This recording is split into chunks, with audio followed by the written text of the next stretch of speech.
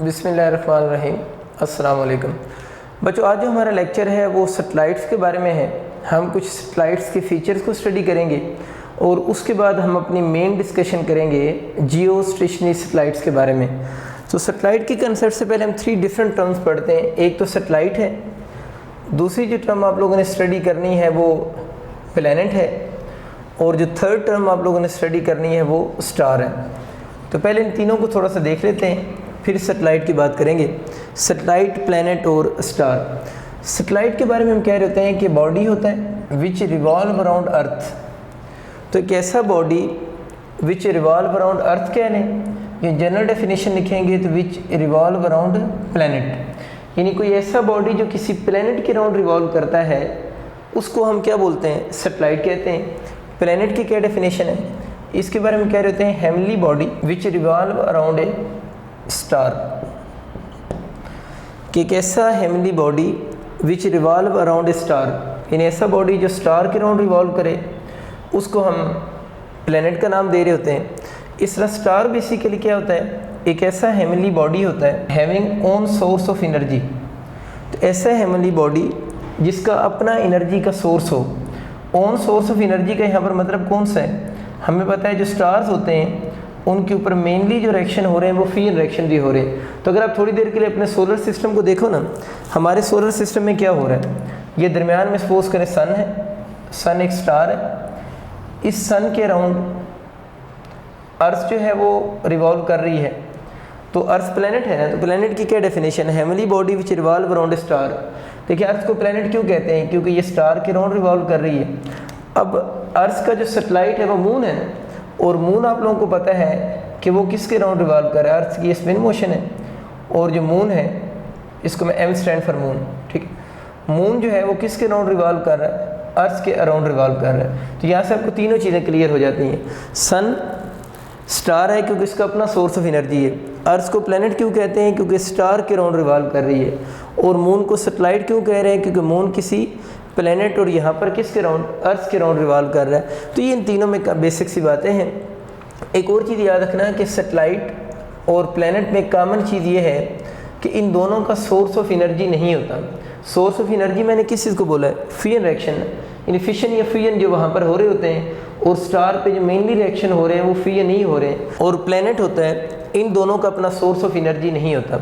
अब हम बच्चे देखते हैं कि जो सैटेलाइट है उसकी हम लॉन्चिंग कैसे करते हैं। सपोज करो ये आपके पास अर्थ है, और अर्थ का जो रेडियस है उसका हम कैपिटल आर से डिनोट करते हैं, और अर्थ के बिल्कुल क्लोज ही बात करते हैं। अर्थ के क्लोज आप एक सैटेलाइट को लेकर गए हो और उस सैटेलाइट को आप लॉन्च करना चाहते हैं। वैसे लॉन्चिंग से पहले एक और छोटी सी देख लें, सैटेलाइट की टाइप्स आपको पता होंगी। सैटेलाइट की 2 टाइप्स होती हैं, एक तो नेचुरल सैटेलाइट्स होते हैं और दूसरे जो हैं वो आर्टिफिशियल सैटेलाइट्स हैं। तो 2 मेन टाइप्स होगी, एक नेचुरल सैटेलाइट्स हैं और एक आर्टिफिशियल सैटेलाइट्स हैं। नेचुरल जो सैटेलाइट है आप लोगों का वो मून है, moon is our natural satellite. Artificial satellite तो बहुत सारे हैं जो अर्थ के अराउंड रिवॉल्व कर रहे हैं, और आर्टिफिशियल सैटेलाइट्स के बारे में कहते हैं ये मैन मेड सैटेलाइट्स होते हैं, यानी ये मैन मेड सैटेलाइट्स होते हैं, इसलिए हम इनको आर्टिफिशियल सैटेलाइट्स का नाम देते हैं। इन मैन मेड सैटेलाइट्स का जो बेसिक पर्पस होता है, ये मैंने इनके कुछ कॉमन पर्पस लिखे हैं। एक तो रिसर्च पर्पस के लिए आप यूज़ करते हैं इन आर्टिफिशियल सैटेलाइट को, एक वेदर ब्रॉडकास्टिंग के लिए यूज़ करते हैं, टेलीकम्युनिकेशन के लिए यूज़ करते हैं, और मिलिट्री यूज़ के लिए यूज़ करते हैं। मिलिट्री में एज ए स्पाई भी कुछ सैटेलाइट यूज़ होते हैं, ठीक है। अब हम बात करते हैं लॉन्चिंग ऑफ सैटेलाइट की। देखिए सपोज करें हम किसी भी सैटेलाइट को अर्थ की सरफेस से थोड़ा सा ऊपर लेकर गए हैं, और हम ये चाहते हैं कि सैटेलाइट अर्थ की सरफेस के बहुत क्लोज रिवॉल्व करे। तो आप लोगों ने इस सैटेलाइट को जब यहाँ पर जाकर लॉन्च करना है, तो इस सैटेलाइट को हम सर्टेन वेलोसिटी थ्रो करेंगे। तो ये सैटेलाइट को जब थ्रो कर रहे हैं, ये सैटेलाइट तो अर्थ के ऊपर क्या कर रहा है, फॉल कर रहा है, और ये इमेजिन करेंगे ये जो सैटेलाइट है ये अर्थ के वेरी क्लोज हम इसकी क्या करना चाह रहे हैं, लॉन्चिंग करना चाह रहे हैं। अब अगर हम इसकी थोड़ी सी वेलोसिटी और इंक्रीज़ करेंगे तो ये थोड़ा और डिस्टेंस कवर करने के बाद अर्थ के ऊपर क्या कर जाएगा, फॉल कर जाएगा। यानी जब आप लोगों ने इसकी स्पीड इंक्रीज़ की है ना, यानी सैटेलाइट की जब मैंने सैटेलाइट को लॉन्च करने की उसकी प्रोजेक्शन जब स्पीड इंक्रीज़ की है उसकी, तो इसके पाथ को जो कर्वेचर है ना, तो स्पीड को इंक्रीज़ करने से इसके पाथ का जो कर्वेचर है यानी कर्व आना जो है वो डिक्रीज़ हुआ है। ये बात आप लोगों ने याद रखनी है कि जैसे जैसे आप सैटेलाइट को लॉन्च करते हैं उसकी स्पीड इंक्रीज़ करते हैं, तो अगर एमसीक्यू आता है ना उसके जो कर्वेचर ऑफ पाथ होगा तो उस पाथ का कर्वेचर ज़्यादा नहीं होता, बल्कि उसके अंदर कर्व जो आना है, यानी कर्वेचर, कर्व को कहते हैं कर्वेचर, वो फ्लैट होना शुरू हो जाता है। यूँ ज़्यादा कर्व है, ये कर्वेचर कम होता जा रहा है, यूँ होता जा रहा है, तो इसका जो कर्वेचर है वो कम हो रहा होता है विद इंक्रीज इन स्पीड। एक तो ये एमसीक्यू के लिए बात याद रखनी है। अब हम इसकी स्पीड को इंक्रीज़ करते जा रहे हैं, एक पर्टिकुलर स्पीड ऐसी भी आएगी जिसके ऊपर आकर ये सैटेलाइट अर्थ के राउंड सर्कुलर पाथ में रिवॉल्व करना शुरू हो जाएगा। वो मिनिमम स्पीड जिससे ये सैटेलाइट अर्थ के राउंड सर्कुलर पाथ में रिवॉल्व करता है, अगर ये satellite very close to earth होगा तो वो मिनिमम स्पीड जो बनती है वो आपका कहते हैं 7.9 किलोमीटर पर सेकंड होती है। तो इस सैटेलाइट को अर्थ के क्लोज सर्कुलर पाथ में मूव करने के लिए जो मिनिमम स्पीड चाहिए वो 7.9 किलोमीटर पर सेकंड है। इस स्पीड को क्रिटिकल वेलोसिटी भी कहते हैं। तो ये मिनिमम स्पीड है जो इस सैटेलाइट को चाहिए अर्थ के क्लोज सर्कुलर पाथ में मूव करने के लिए। तो इस सैटेलाइट को लॉन्च करने के लिए हम लोगों ने क्या यूज़ की है, तो अगर आप कैंसिल करते हैं इस सैटेलाइट को लॉन्च करने के लिए आप लोगों ने क्या चीज़ यूज़ की है, मतलब इस सैटेलाइट को आप यहाँ पर किसकी मदद से लेकर गए हैं और फिर आप लोगों ने इसको लॉन्च किया है। तो अगर एमसीक्यू आता है ना सैटेलाइट को लॉन्च करने के लिए हम क्या चीज़ यूज़ करते हैं, तो आप लोगों ने ऑप्शन चूज़ करना है rockets. Rockets are use to launch the satellites, बहुत कॉमन एमसीक्यू। फिर एक एमसीक्यू आ रहा होता है कि ये जो सैटेलाइट्स हैं वो कौन सी चीज़ है जो इनको ऑर्बिट्स में रिवॉल्व करवा रही होती है ना, तो आप लोगों ने याद रखना है satellites are put in circular orbits by force of gravity. तो सैटेलाइट के लॉन्च के एमसीक्यू आ जाए तो सैटेलाइट को लॉन्च करते हैं with the help of rockets and these satellites are put in their circular orbits by the force of gravity. In other words मैं ये कहना चाह रहा हूँ कि इन सैटेलाइट्स को सर्कुलर पाथ में रिवॉल्व करने के लिए कौन सी फोर्स चाहिए होती है, सेंट्रीपिटल फोर्स, और इन सैटेलाइट को जो सेंट्रीपिटल फोर्स प्रोवाइड करती है वो फोर्स ऑफ ग्रेविटी। जब हम बोलते हैं फोर्स ऑफ ग्रेविटी इसका मतलब ये होता है कि अर्थ की फोर्स ऑफ अट्रैक्शन को हम कहते हैं, या हम यूँ अगर दूसरा वर्ड बोलें तो force of gravitation of earth भी हम कह सकते हैं। तो इन सैटेलाइट को सर्कुलर पाथ में मूव करने के लिए जो फोर्स रिक्वायर्ड है वो सेंट्रीपिटल फोर्स है, और उनको ये फोर्स जो चीज़ प्रोवाइड कर रही होती है वो फोर्स ऑफ ग्रेविटी ये रिक्वायर्ड सेंट्रीपिटल फोर्स क्या करेगी, प्रोवाइड करेगी। तो बच्चों अभी हम लोगों ने ये बात सीखी कि अगर इस सैटेलाइट को हम लॉन्च कर रहे हैं क्लोज टू द अर्थ और ये अर्थ के अराउंड रिवॉल्व कर रहे हैं, अगर इस सैटेलाइट को मिनिमम स्पीड हम 7.9 किलोमीटर पर सेकंड देंगे तो ये सैटेलाइट अर्थ के अराउंड रिवॉल्व करना शुरू हो जाएगा, in very close to the earth revolve करेगा, और इस स्पीड को हम इसकी क्रिटिकल वेलोसिटी या क्रिटिकल स्पीड का नाम भी देते हैं। ठीक है, अब आप लोगों ने याद रखना है कि अगर हम इसी सैटेलाइट को इसी पॉइंट पे लॉन्च करें और आप इसको जो स्पीड दे रहे हैं वो स्पीड आप इंक्रीज़ कर रहे हैं, किससे इंक्रीज़ कर रहे हैं, यानी 7.9 किलोमीटर पर सेकंड से स्पीड आप लोगों ने इंक्रीज़ की है। ठीक है ना, ये अपवर्ड एरो इंक्रीज़ के लिए है।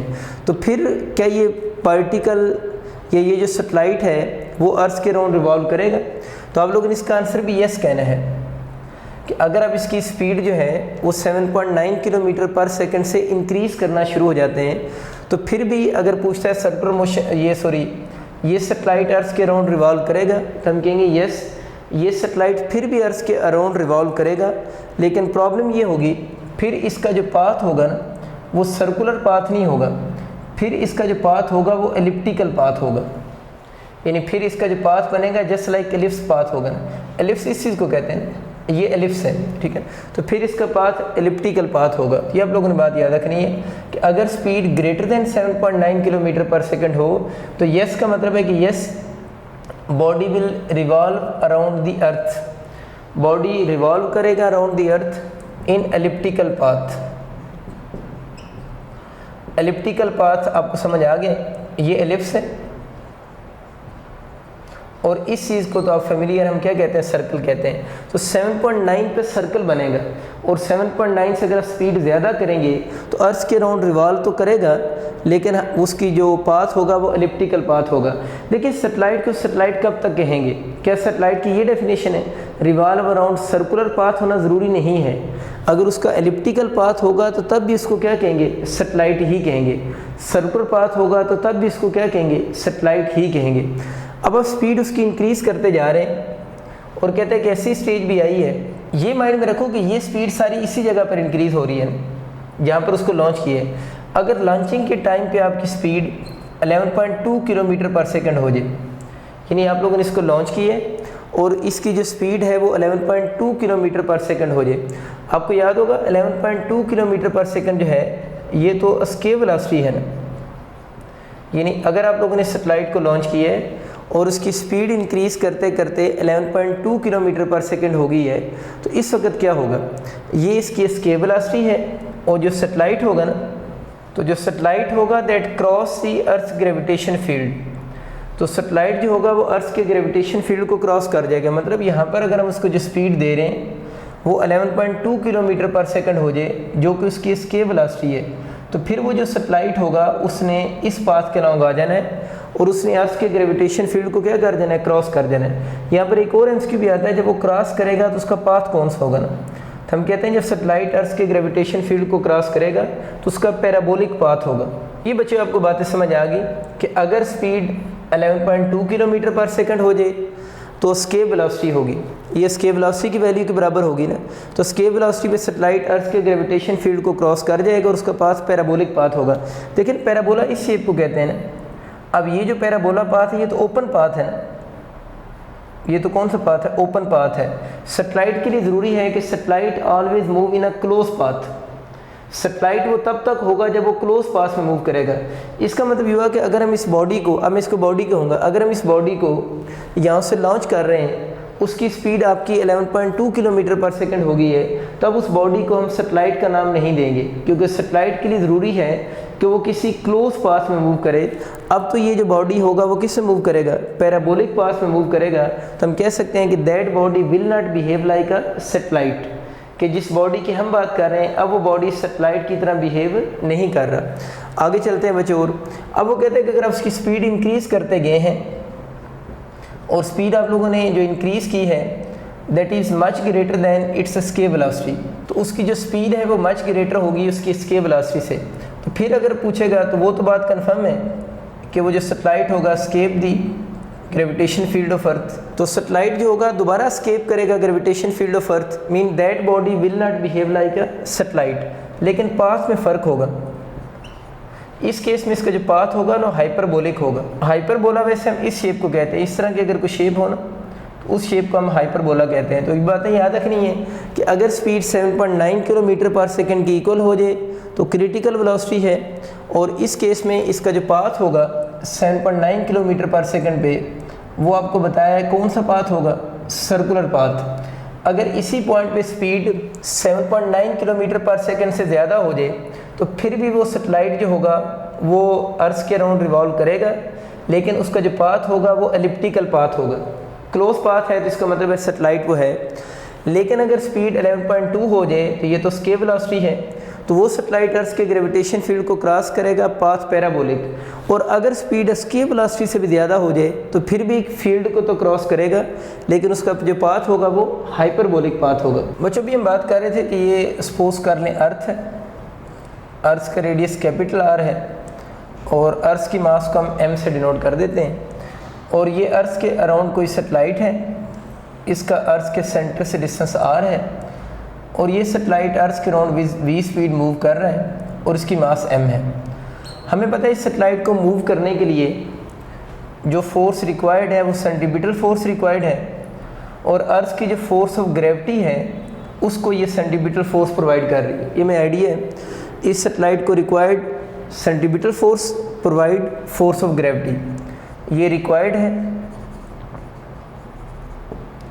और ये उसकी प्रोवाइडर है। सेंटीमीटर फोर्स अगर इन दोनों के दरम्यान में डिस्टेंस आर है तो उसका फॉर्मूला mv²/r होगा।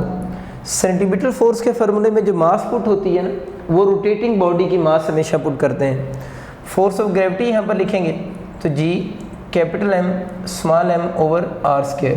स्मॉल m सैटेलाइट की मास, कैपिटल M अर्थ की मास। अब यहाँ से अगर हम इसको थोड़ा सॉल्व करते हैं, mm से कैंसिल, एक r से कैंसिल, तो v इज़ इक्वल टू बन जाएगा √g/r हो जाएगा। मैं थोड़ा शॉर्ट फॉर्म में कर दिया, v² था ना तो g/r था, स्केयर ख़त्म करने के लिए मैंने दोनों तरफ अंडर ले लिए। ये जो स्पीड आई है ना, इस स्पीड को बच्चे बोलते हैं ऑर्बिटल स्पीड। ऑर्बिटल स्पीड का एक स्पेशल केस अभी हम पढ़ते हैं। ये ऑर्बिटल स्पीड का फॉर्मूला आप लोगों ने थोड़ा माइंड में रखना है। इसी का एक स्पेशल केस ये है कि अगर ये सैटेलाइट अर्थ के बहुत क्लोज आ जाए, जिसको भी मैं थोड़ी देर पहले पढ़ा भी रहा था, बिल्कुल क्लोज, यूं क्लोज, ठीक है।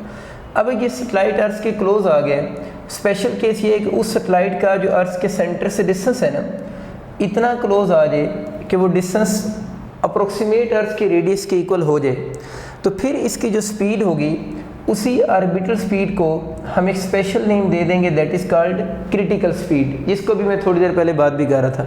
तो ऑर्बिटल स्पीड का ही स्पेशल केस जो है वो क्रिटिकल स्पीड भी है, लेकिन उसके लिए ज़रूरी होता है कि satellite become very close to the earth, ठीक है, बहुत क्लोज आ जाए, तो ये फार्मूला क्रिटिकल स्पीड में कन्वर्ट हो जाएगा। तो क्रिटिकल स्पीड का फार्मूला क्या हो जाएगा, Gm कौन सा हो जाएगा, कैपिटल R। इसी फार्मूले को हम थोड़ा मॉडिफाई भी कर सकते हैं, क्योंकि स्मॉल जी जो होता है वो Gm ओवर क्या होता है, R² होता है।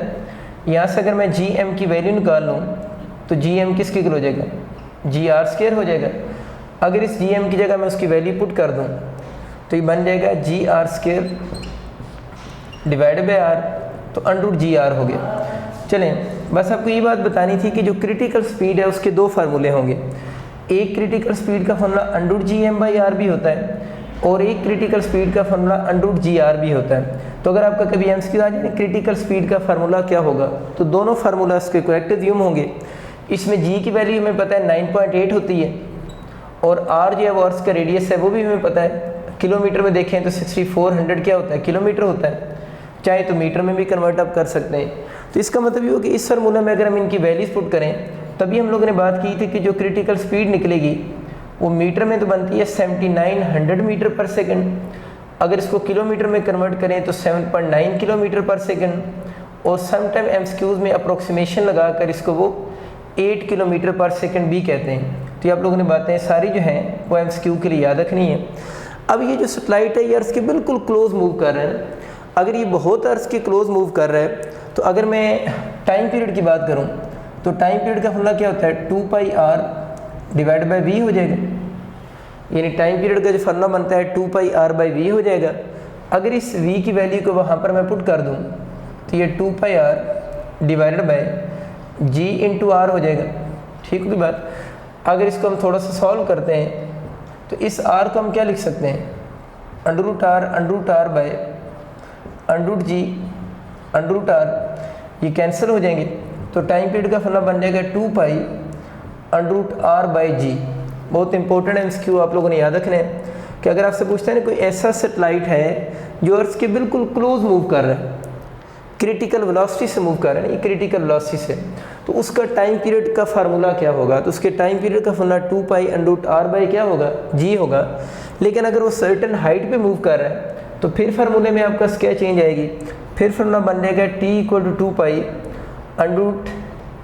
2π√r/g हो जाएगा, क्योंकि ये r जो है उसका अर्थ के सेंटर से डिस्टेंस होना था ना। तो क्रिटिकल वेलोसिटी के केस में तो ये दोनों आपस में इक्वल हैं। तो अगर पूछे ना कि अगर कोई satellite very close to the earth move कर रहा है, उसका टाइम पीरियड का ये वाला फार्मूला है। लेकिन अगर कोई सैटेलाइट सर्टेन एल्टीट्यूड पे मूव कर रहा है तो उसके टाइम पीरियड का फॉर्मूला 2π√r/g होगा, और स्पीड तो उसकी ऑर्बिटल होगी, वो भी आपको पता है। ये फ़र्क है ना, इसमें स्मॉल r आता है और क्रिटिकल में कैपिटल R आता है। टाइम पीरियड में भी ये फ़र्क है, उसके फार्मूले में कैपिटल R आ रहा है और उसके फार्मूला में स्मॉल r आ रहा है। इसमें बच्चे अब देखिए आपको सारी वैल्यूज़ पता है, r भी पता है, g भी पता है, 2π भी पता है। तो इसमें वैल्यूज़ पुट करोगे तो इसके जो तकरीबन मिनट्स बनते हैं ना वो 84.6 मिनट बनते हैं। अप्रोक्सीमेट करके लोग 84 मिनट्स भी कहते हैं। अगर हम इसको सेकंड में कन्वर्ट करते हैं तो ये आपके बन जाते हैं 5060 सेकंड्स। इसका मतलब ये हुआ कि जो सैटेलाइट अर्थ के बहुत क्लोज रिवॉल्व कर रहा होगा, उस सैटेलाइट को अर्थ के क्लोज रिवॉल्व करने के लिए अपना एक रोटेशन कंप्लीट करने के लिए तकरीबन 84.6 मिनट रिक्वायर्ड होंगे उस सैटेलाइट को अर्थ के अराउंड अपना ऑर्बिट क्या करने के लिए, कंप्लीट करने के लिए। अब इसी टाइम को अगर मैं आवर्स की फॉर्म में देखूं तो इसका टाइम पीरियड तकरीबन बन जाता है 1 आवर एंड 24 मिनट। इसका मतलब है कि ये वाला सैटेलाइट जब अर्थ के अराउंड रिवॉल्व करेगा तो 1 आवर एंड 20 मिनट्स के अंदर अपना एक रोटेशन क्या कर लेगा, कंप्लीट कर लेगा। इट मीन कि ये वाला सैटेलाइट अर्थ के अराउंड बहुत क्विक इसकी कौन सी हो रही है, मोशन हो रही है। अब बच्चों हम कुछ एमसीक्यू देखते हैं जिसके अंदर एस्केप और क्रिटिकल वेलोसिटी को हम आपस में लिंक करेंगे। आपको आइडिया तो है ना कि एस्केप वेलोसिटी का जो फार्मूला होता है, मैं ESC से एस्केप को लिख सकता हूँ।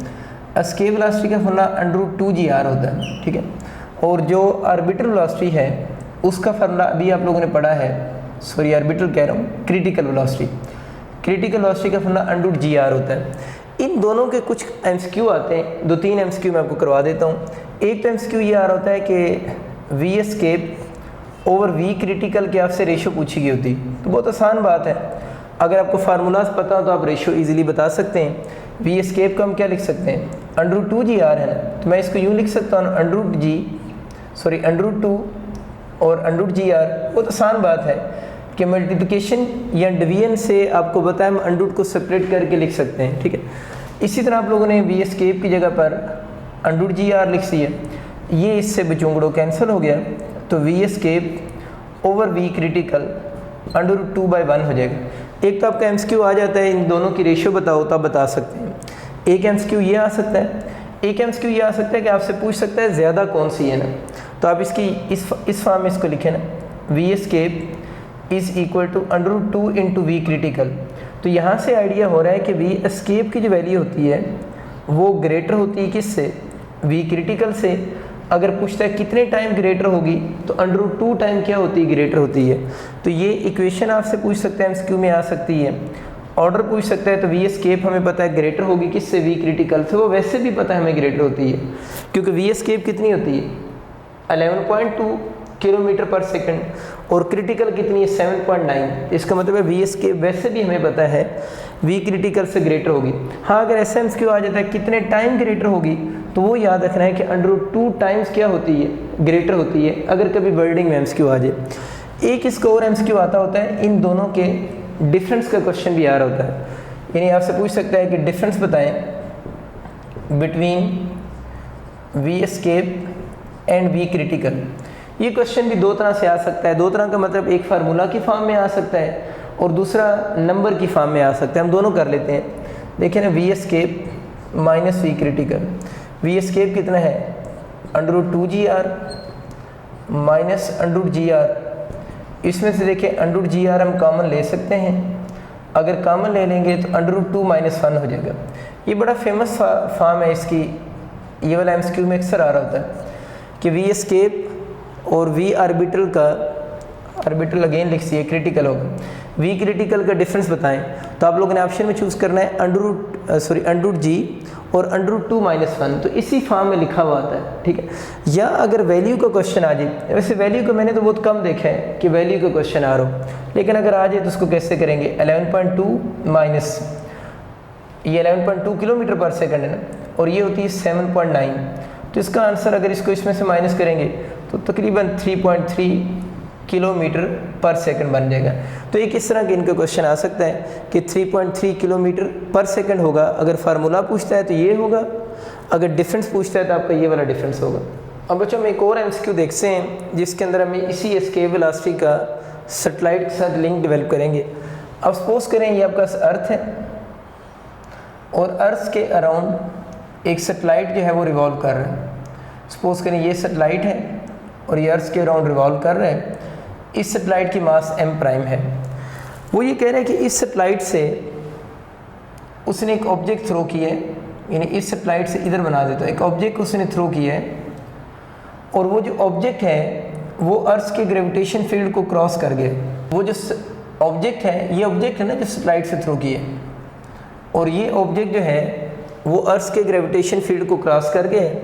सपोज कर लेते हैं कि इस ऑब्जेक्ट की जो मास है वो m की इक्वल है। सैटेलाइट की मास m', सैटेलाइट अर्थ के बहुत क्लोज मूव कर रहा है सर्कुलर ऑर्बिट में, तो मीन किस वेलोसिटी से मूव कर रहा होगा, ये सैटेलाइट तो क्रिटिकल वेलोसिटी से मूव कर रहा होगा। इसकी वेलोसिटी को हम v से डिनोट कर देते हैं, यानी सैटेलाइट की जो स्पीड आपको गिवन है वो v है, जिससे सैटेलाइट अर्थ के अराउंड मूव कर रहा है। ये स्पीड सैटेलाइट की है।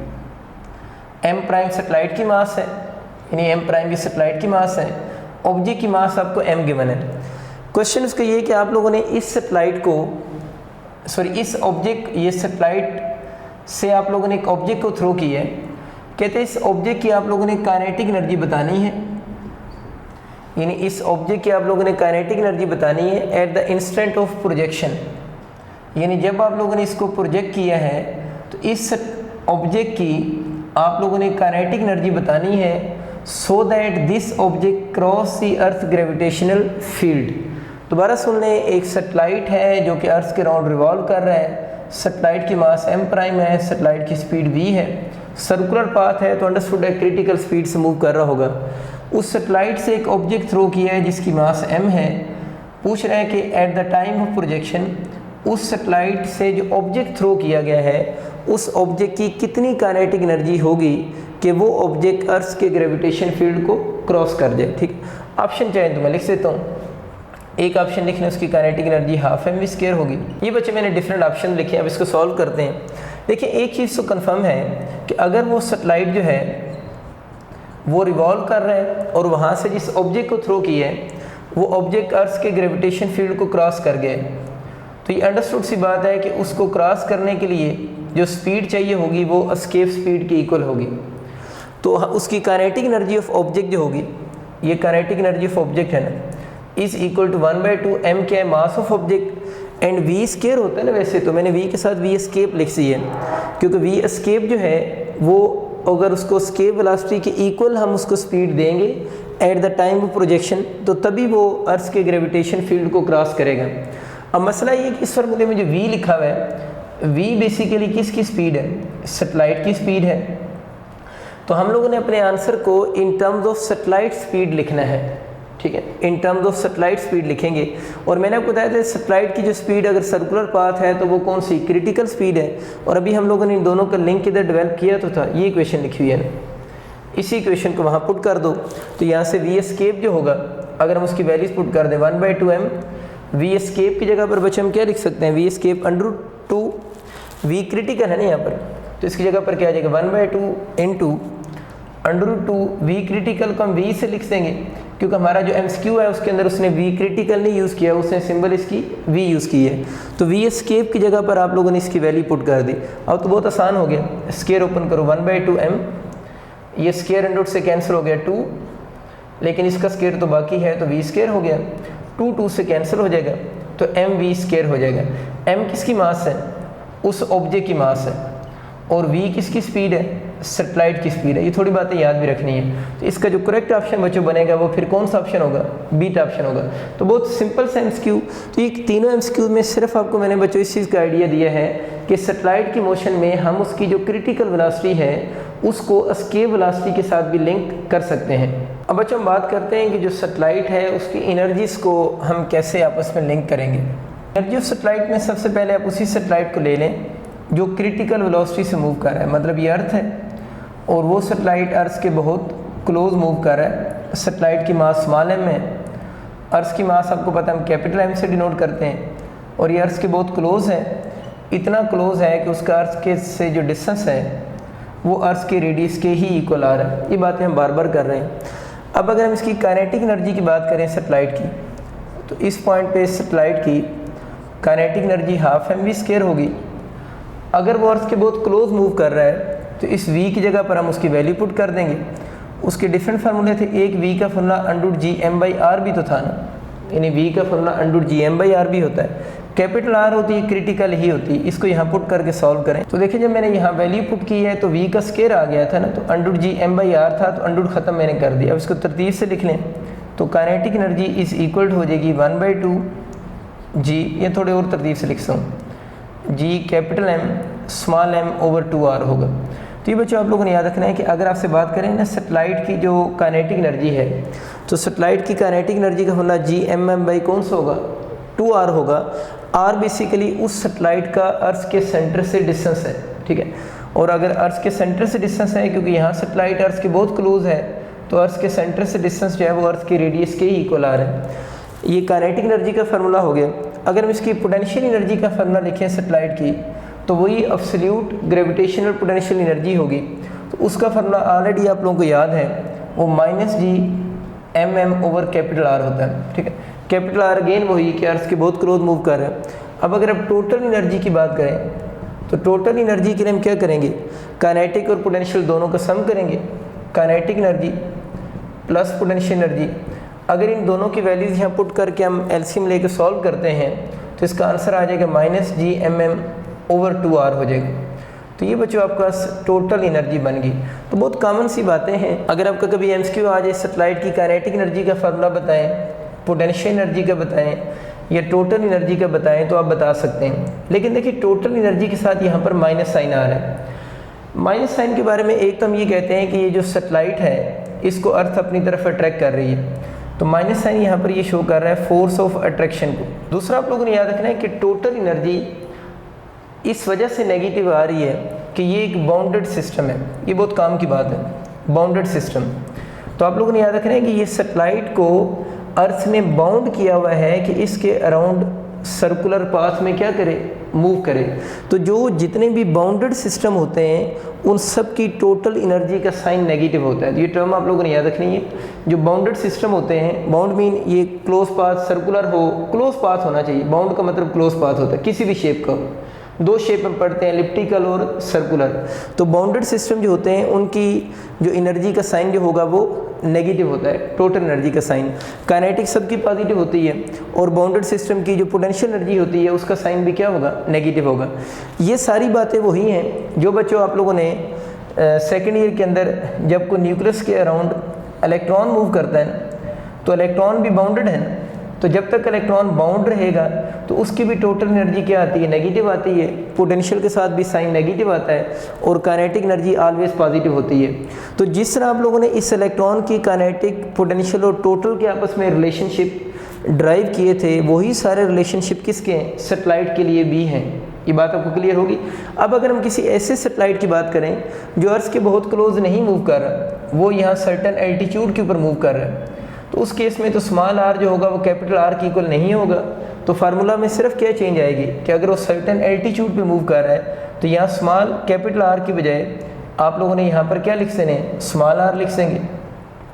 यानी सिर्फ इतनी सी चेंज आएगी कि अगर वो सर्टेन एल्टीट्यूड पे मूव कर रहा है तो कैपिटल आर की बजाय स्मॉल आर आ जाएंगे। अगर वो अर्थ के क्लोज मूव कर रहा है तो आप लोगों के पास कौन सा होगा, कैपिटल आर होगा। आसान सी बात है। अच्छा, एक तो ये तीन फार्मूला याद रखने हैं, हमें समझ आ गया कि टोटल एनर्जी बाउंडेड सिस्टम की नेगेटिव होती है और इलेक्ट्रॉन भी बाउंडेड सिस्टम में था, बाउंड था ना। मैं इसको थोड़ा और भी एक्सप्लेन कर दूंगा, मैं आपको ना ओपन सिस्टम की भी एनर्जीज करवा दूंगा ताकि आपको ये कंसेप्ट ज़्यादा क्लियर हो जाए, ठीक है। अभी बस अब इतना याद रखें कि बाउंड सिस्टम हम पढ़ रहे हैं, ये बाउंड है मूव करने पे, ये भी बाउंड था मूव करने में, तो इनकी एनर्जी का साइन नेगेटिव था। जिस तरह आप लोगों ने सेकेंड ईयर में इस इलेक्ट्रॉन की काइनेटिक, पोटेंशियल और टोटल की रेशो के एमसीक्यू बनाए थे ना, वही सारे एमसीक्यू किसके आ सकते हैं, सैटेलाइट के भी आ सकते हैं।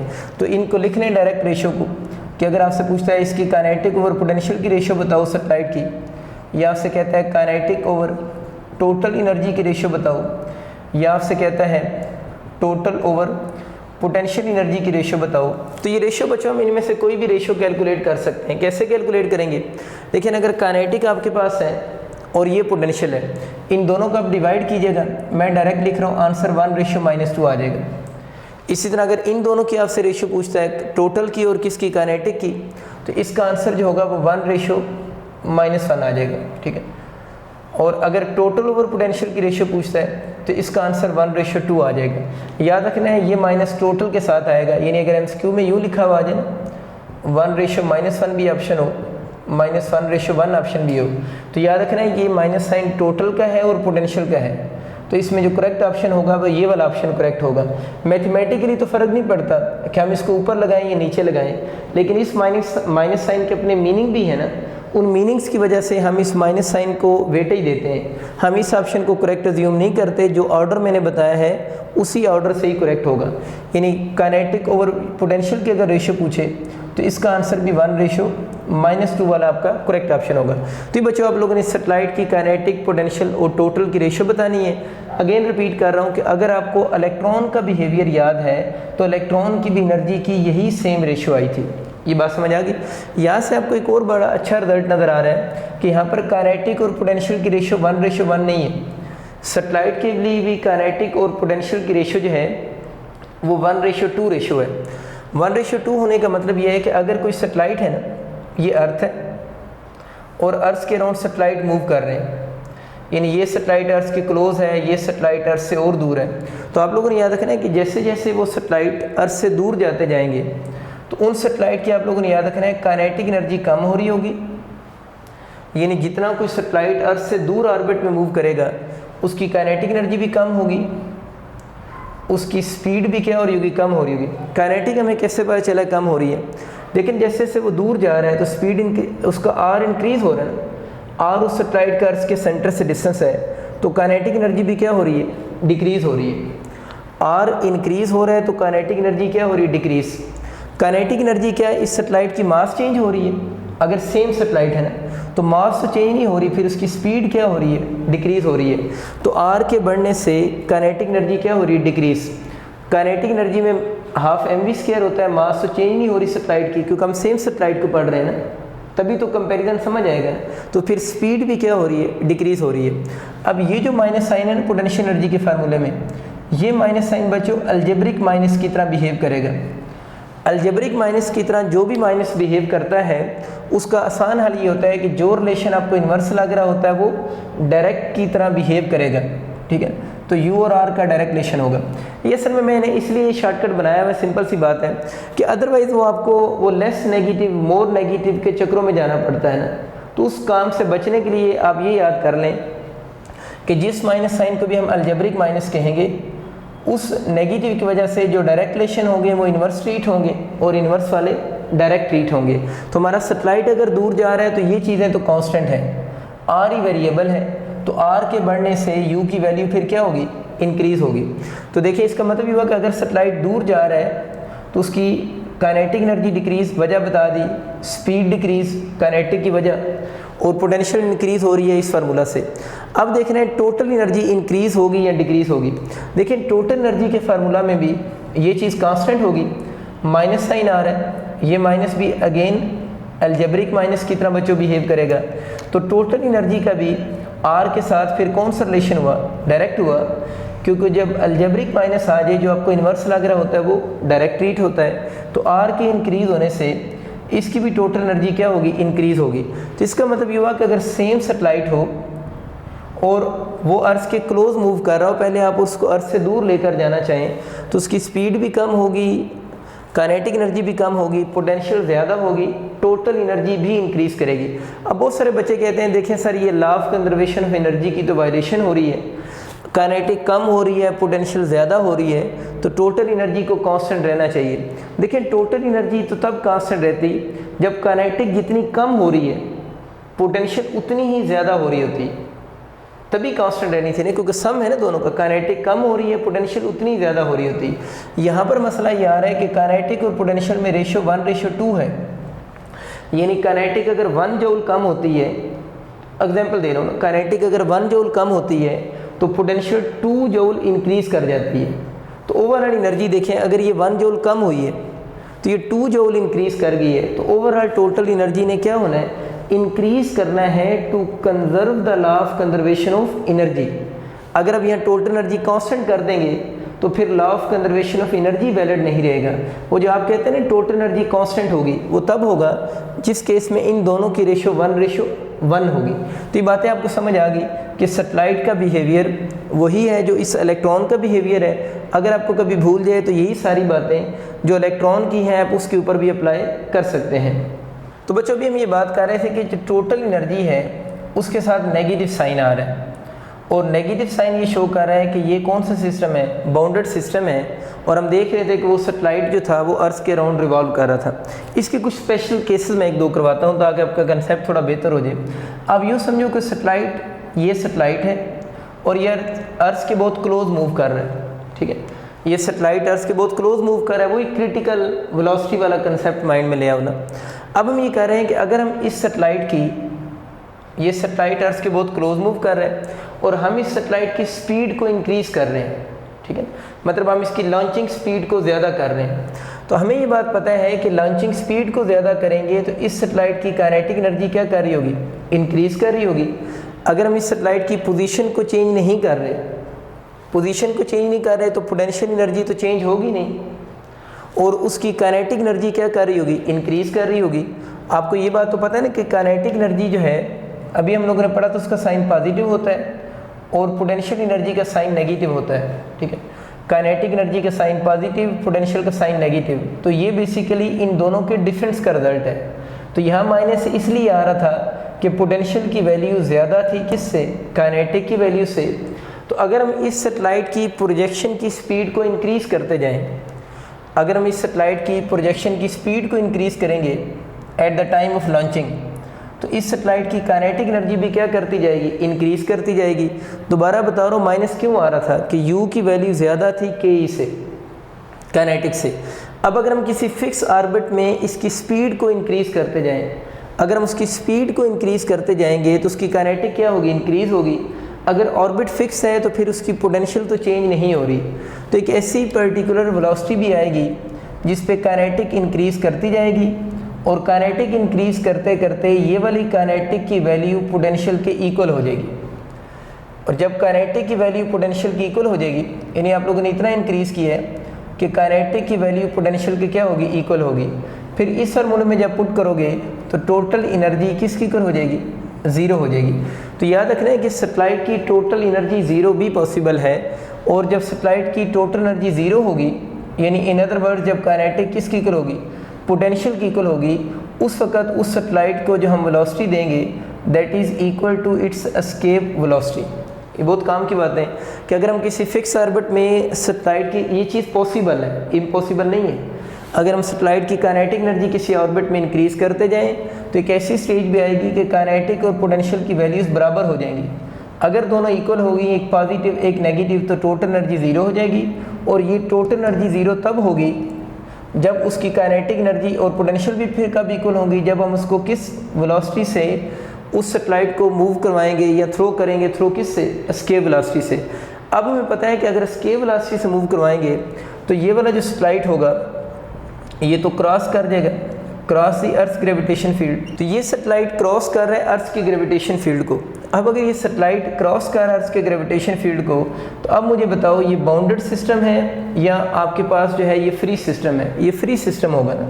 तो ये बस आप लोगों ने बातें याद रखनी है कि सैटेलाइट की टोटल एनर्जी ज़ीरो के मीनिंग क्या है। सैटेलाइट की टोटल एनर्जी ज़ीरो के मीनिंग ये है कि आप लोगों ने उस सैटेलाइट को जो लॉन्चिंग के टाइम उसको अगर स्पीड एस्केप वेलोसिटी की इक्वल देंगे तो उसकी काइनेटिक और पोटेंशियल बराबर हो जाएंगी, टोटल ज़ीरो हो जाएगी, वो क्रॉस कर जाएगा अर्थ के ग्रेविटेशन फील्ड को, और उसको हम क्या बोलेंगे, फ्री सिस्टम बोलेंगे।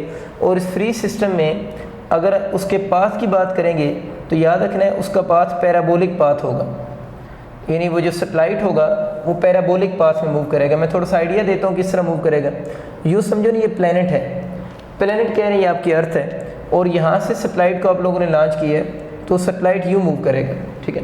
जो सैटेलाइट है वो ये वाला पाथ फॉलो करेगा, और ये हम उसका पाथ बोल रहे हैं पैराबोलिक पाथ है। देखें एनर्जी नेगेटिव थी बाउंडेड सिस्टम की, जब फ्री सिस्टम है तो उसकी एनर्जी देखें साइन क्या आ रहा है, ज़ीरो आ रहा है। एक और केस आपको पढ़ाता हूँ, क्या ये पॉसिबल है कि टोटल एनर्जी पॉजिटिव हो जाए। देखिए काइनेटिक एनर्जी बढ़ाने से ये इक्वल हो सकती हैं, तो किसी फिक्स ऑर्बिट में काइनेटिक एनर्जी बढ़ाने से ये इक्वल दोनों कब हुई हैं, जब उसने एस्केप वेलोसिटी से मूव किया है ना।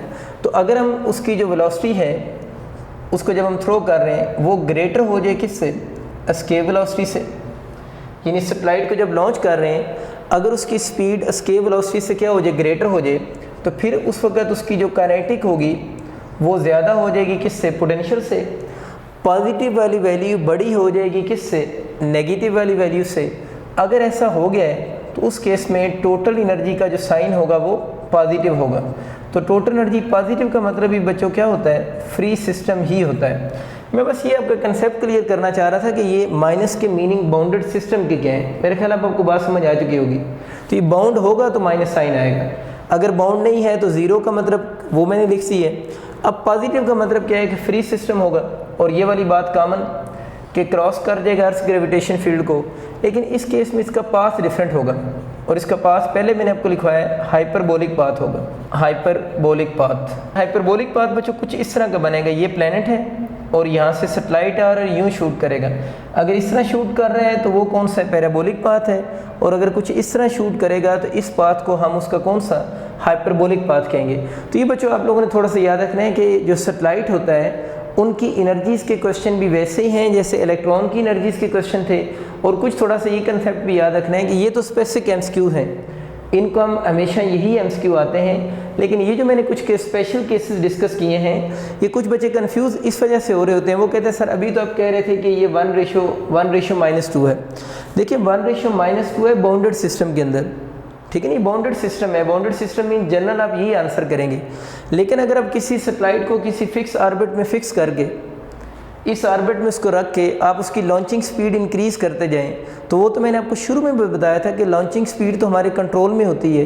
तो उस वक्त फिर ये वाले रिलेशन जो हैं वो वैलिड नहीं रहते, फिर आपके रिलेशन थोड़े बहुत चेंज हो जाते हैं। फिर तो ये इक्वल भी हो सकती हैं, फिर काइनेटिक पोटेंशियल से ग्रेटर भी हो सकती है।